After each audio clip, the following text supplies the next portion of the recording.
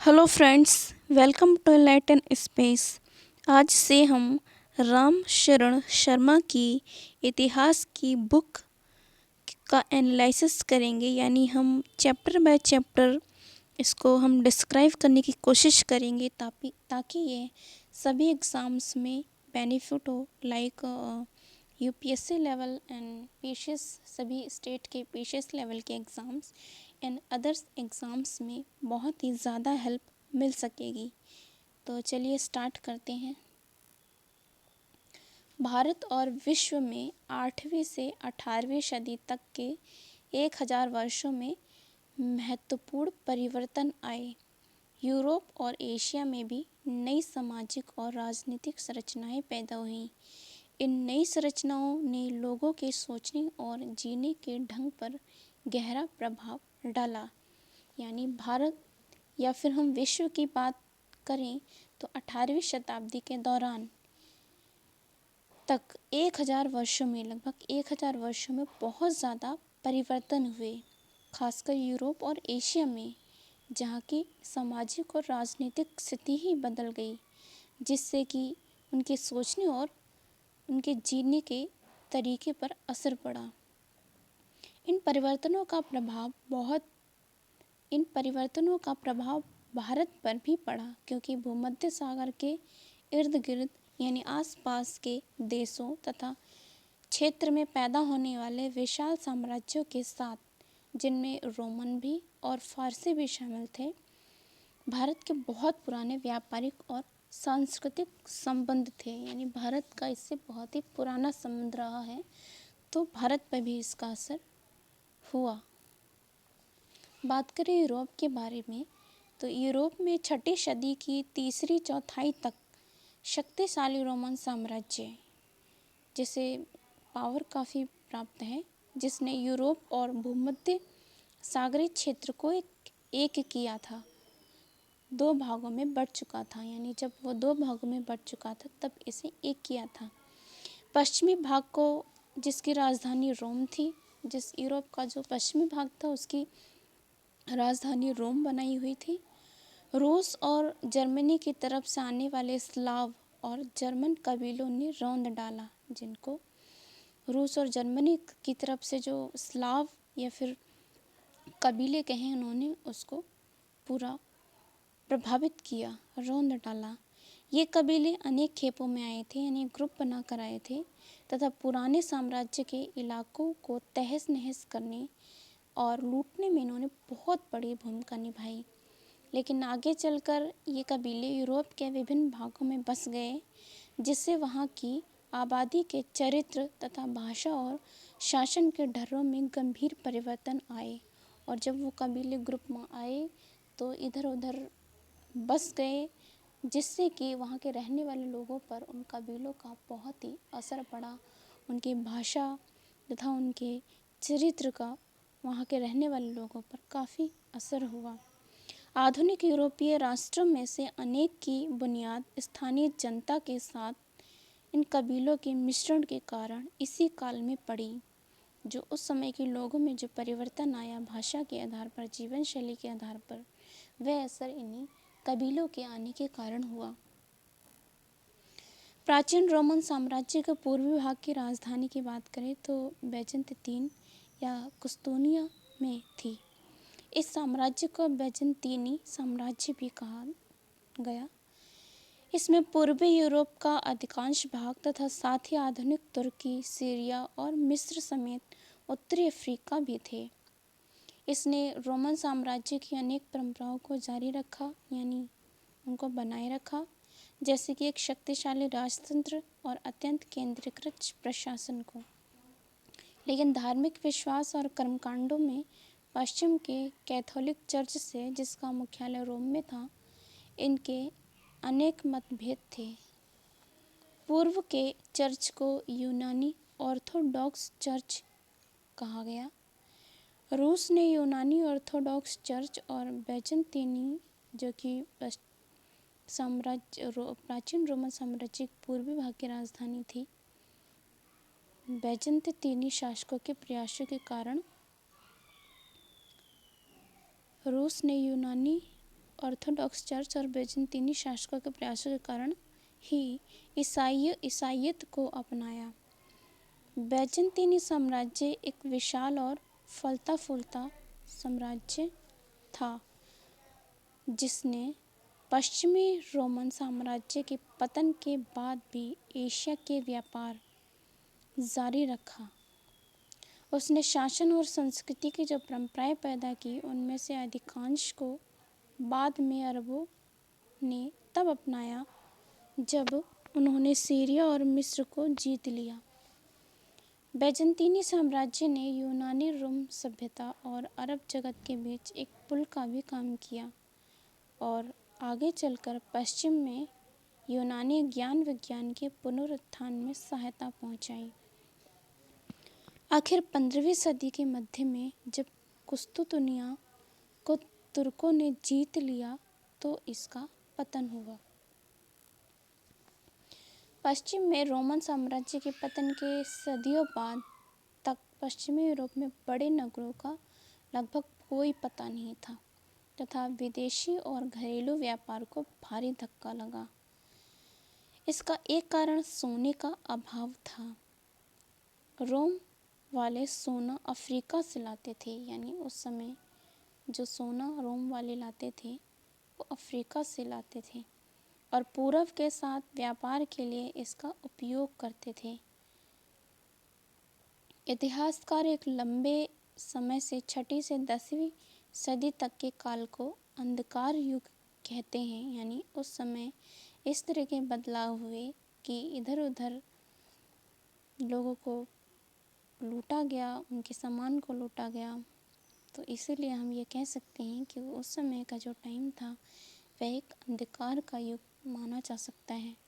पर यह कृषि के प्रसार का काल भी था, पर हम इसे कृषि का प्रसार यानी कि शुरुआत भी कह सकते हैं। उसका भी समय था जिसने 10वीं सदी के बाद नगरीय जीवन के पुनरुत्थान और विदेशी व्यापार की वृद्धि का रास्ता तैयार किया।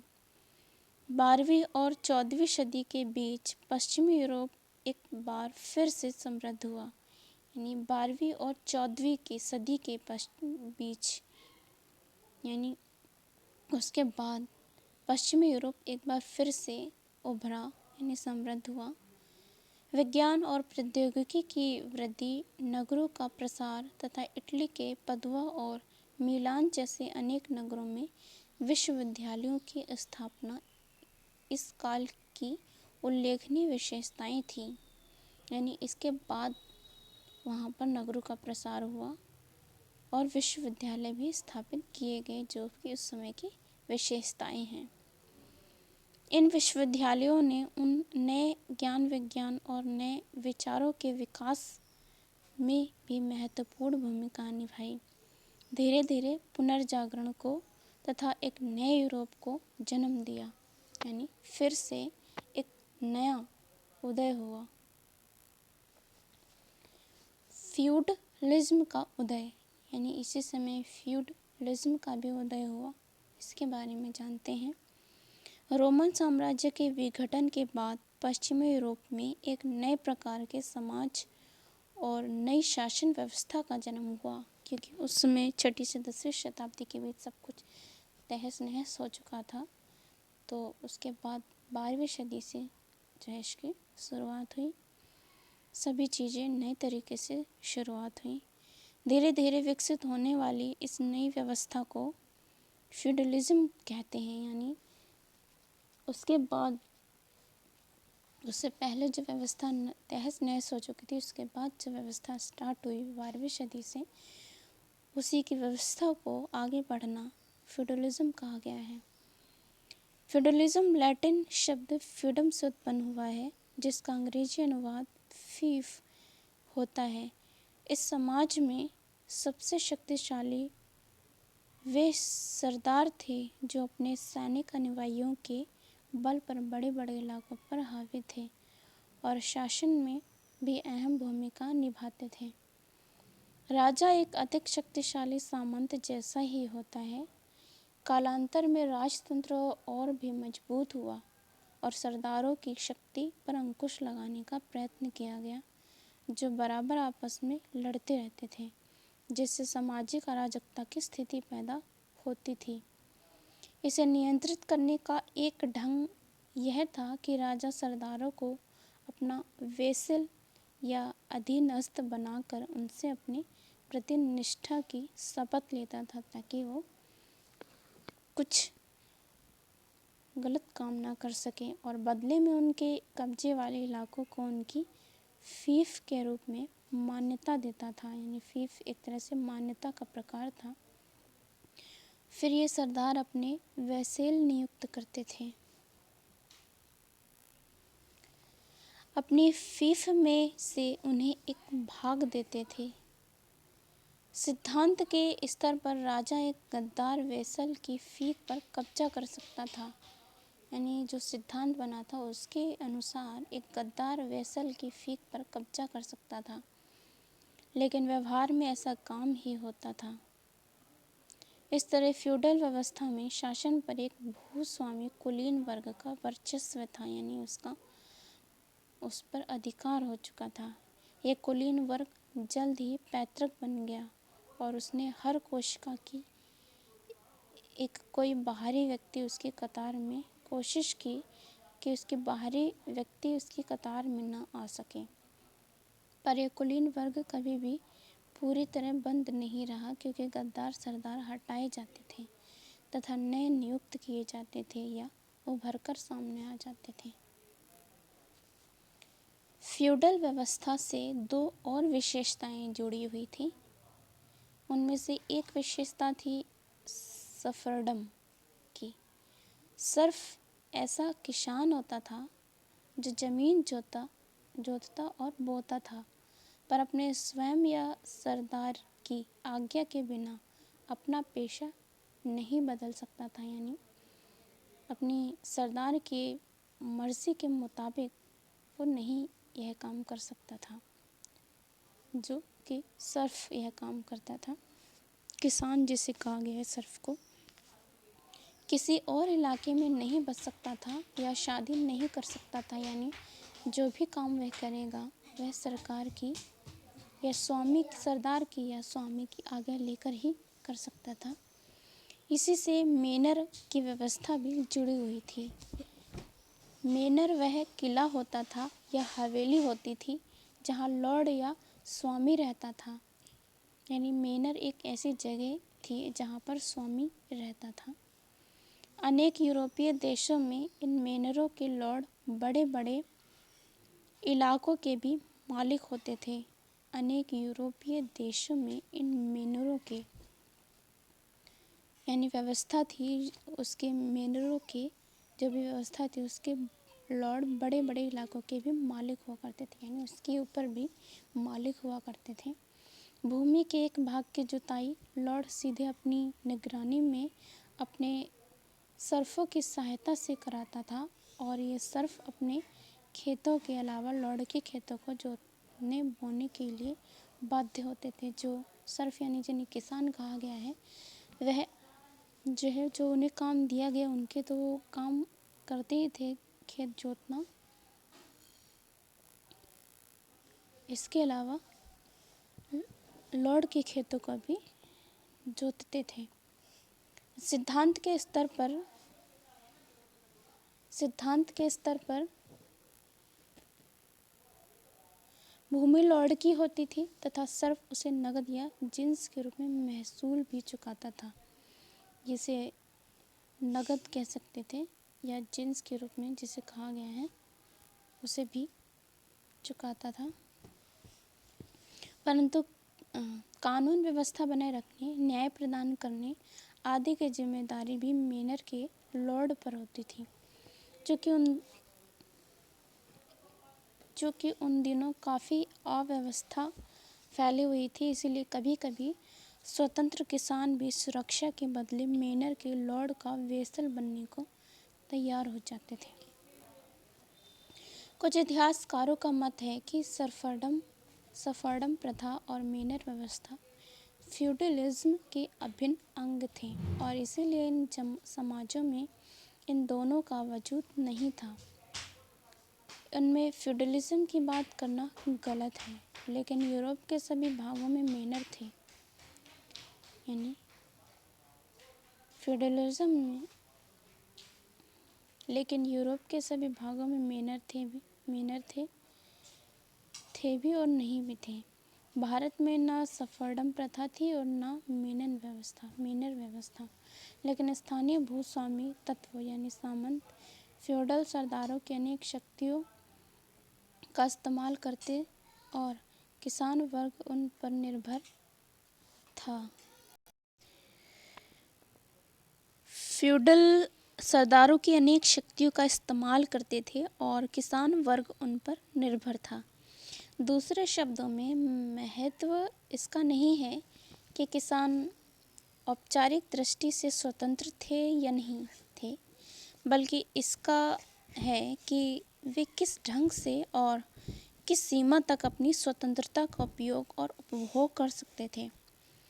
पश्चिमी यूरोप के अनेक देशों में 14वीं सदी के बाद मेनर व्यवस्था का और श्रम के रूप में महसूल चुकाने, अर्थात लॉर्ड की भूमि को महसूल के रूप में, जो लॉर्ड की भूमि है उसे भूमि को महसूल के रूप में मुफ्त जोतने बोने की व्यवस्था का लोप हो गया, यानी खत्म हो गई।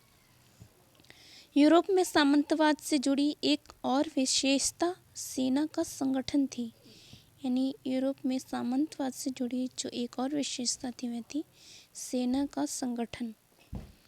घोड़े पर बैठा बख्तरबंद नाइट सामंती व्यवस्था का सबसे ज्वलंत प्रतीक था।